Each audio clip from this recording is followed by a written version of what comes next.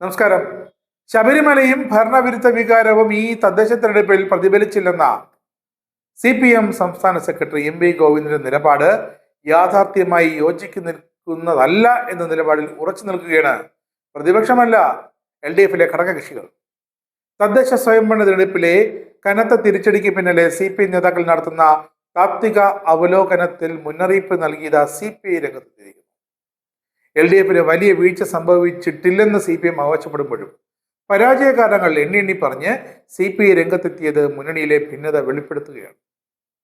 ജനങ്ങളാണ് തോൽപ്പിച്ചതെന്നും തെറ്റുതിരുത്തിയും ജനവിധി മാനിച്ചും മുന്നോട്ട് പോയില്ലെങ്കിൽ നിയമസഭാ തെരഞ്ഞെടുപ്പിൽ ഇതിനേക്കാൾ വലിയ തിരിച്ചടി നേരിടേണ്ടി വരുമെന്നുമാണ് കഴിഞ്ഞ ദിവസം MN സ്ഥാനത്ത് ചേർന്ന CPI സംസ്ഥാന എക്സിക്യൂട്ടീവ് യോഗം മുന്നറിയിപ്പ് നൽകിയത്.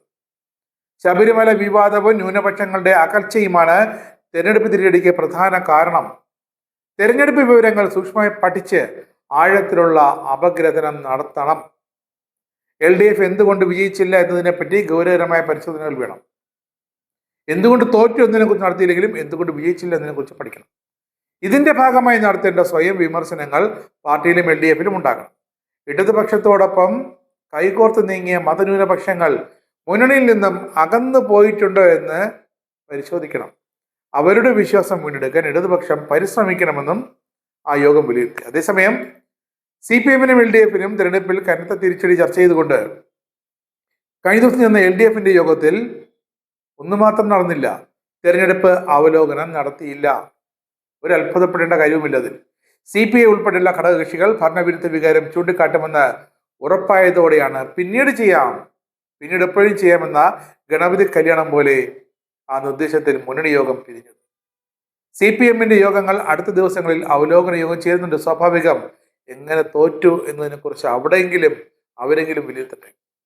അതിനുശേഷം 2026 ജനുവരി ആദ്യ വാരത്തോടെ വീണ്ടും ഇടത് മുന്നണി യോഗം ചേരാം, ചേരാതിരിക്കാം, ചേർന്നേക്കാം. അങ്ങനെയാണ് ഇപ്പോൾ ഘടകകക്ഷികൾ അറിയിച്ചിരിക്കുന്നത്. അങ്ങ് ശബരിമലയുമായി ബന്ധപ്പെട്ട് എന്ന വിവാദങ്ങൾ വിശ്വാസികളുടെ മനസ്സിൽ ജനിപ്പിച്ച പ്രതികരണം പരിശോധിക്കപ്പെടണം. അതാണ് CPIയുടെ ആവശ്യം.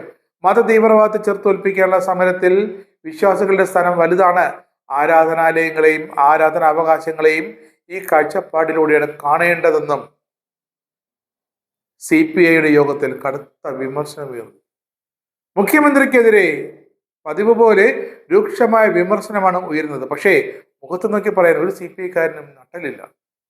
തെരഞ്ഞെടുപ്പിന് തൊട്ട് മുമ്പ് മുഖ്യമന്ത്രിക്കായി 1 കോടിയിലേറെ രൂപ മുടക്കി വാഹനം വാങ്ങിയതും ആശാ വർക്കർമാരുടെ സമരത്തോട് സ്വീകരിച്ച ആ ഉച്ചത്തോടെ നിലപാടും PM ശ്രീ വിവാദം CPI ഇട്ട് കുഴപ്പിച്ചതുമൊക്കെ വോട്ടർമാരെ വല്ലാണ്ടങ്ങ് സ്വാധീനിച്ചു എന്നാണ് CPI പറയുന്നത്. ഒരു ന്യായീകരണം വേണ്ട. ഈ മുഖ്യമന്ത്രി ഒറ്റയാൽ പട്ടാളമായി മാറുന്നെന്നും മുന്നണിയെ അദ്ദേഹം വിശ്വാസത്തിലെടുക്കുന്നില്ലെന്നും ഒക്കെ വിമർശനമുണ്ടായിരുന്നു. സർക്കാർ മുൻഗണനാ ക്രമത്തിൽ മാറ്റം വരുത്തണമെന്ന ആവശ്യം CPM കണ്ടതായേ ഭാവിച്ചില്ല. ശബരിമല സ്വർണ്ണക്കൊള്ള വിഷയത്തിൽ CPM സ്വീകരിച്ച കള്ളക്കളികൾ പൊതുസമൂഹം തിരിച്ചറിഞ്ഞു. പണ്ട് ജില്ലാ കമ്മിറ്റി അംഗം ഉൾപ്പെടെയുള്ളവർ ആരോപണ വിധേയരായപ്പോൾ അവരെ തള്ളിപ്പറയാതെ സംരക്ഷിക്കാനാണ് CPM ശ്രമിച്ചത്. ഇത് വോട്ടർമാരുടെ അവിശ്വാസത്തിന് കാരണമായെന്നും CPI ചൂണ്ടിക്കാട്ടുന്നുണ്ട്. എന്തായാലും ആകെ മൊത്തം ടോട്ടൽ കുഴഞ്ഞു മറിഞ്ഞിരിക്കുകയാണ് ഇടത് മുന്നണിയിലെ ഘടകകക്ഷികൾ, ഇടത് മുന്നണി വലിയേട്ടൻ CPM. എന്തായാലും അടുത്ത നിയമസഭാ തെരഞ്ഞെടുപ്പിനെങ്കിലും ഈ തദ്ദേശ തെരഞ്ഞെടുപ്പിൽ എങ്ങനെ കൂട്ടത്തോടെ തോറ്റു എന്നതിനെ കുറിച്ചൊരു താത്വിക അവലോകനമെങ്കിലും ഉണ്ടാകുമെന്ന പ്രതീക്ഷയിലാണ് ഇടതു മുന്നണിയിലെ ഘടകകക്ഷി.